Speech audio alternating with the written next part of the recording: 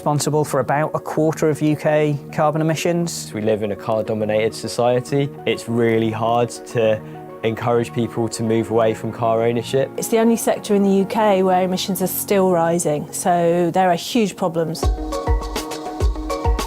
Working on e-bikes is one of the jigsaw puzzle pieces that I've been working with in this fellowship. Potentially people who currently depend on using a car to get from, say, villages, small towns, into cities, who are relying on car as the means of getting around. It's possible that they could do that by e-bike.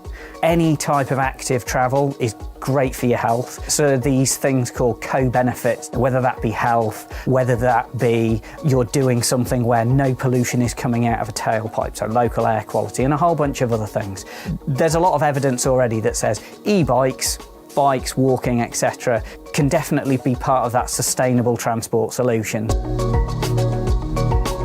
One of the projects we've been working on has been something called the Flexibility Project, looking at the cars that people are driving. What would the potential be to actually use those cars much more intensely, much more efficiently by accessing the cars, sharing rides and so on.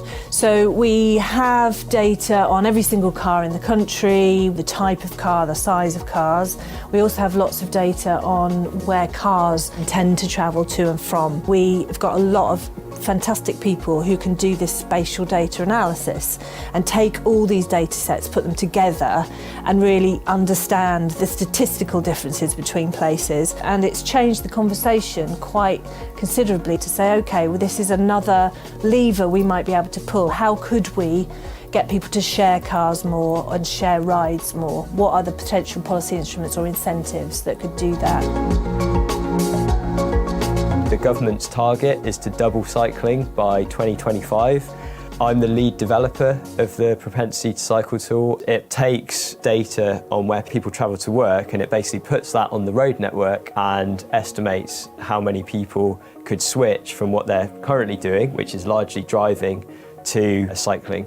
And it provides a toolkit for transport planners to design better cities and to make sure that investment in cycling infrastructure goes where it's most needed.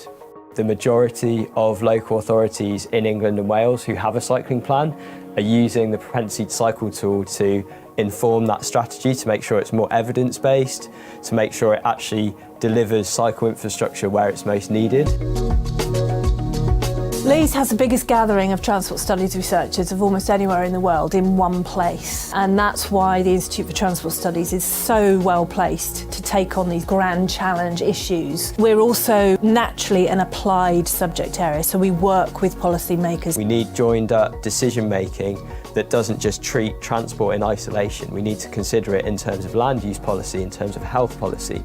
So we're trying to take those methods to a new level and use it to create joined up conversations across government departments. When you put all of the things that we do together as a whole, then you get this broad picture which, when synthesised, helps policymakers and others in general to make better decisions.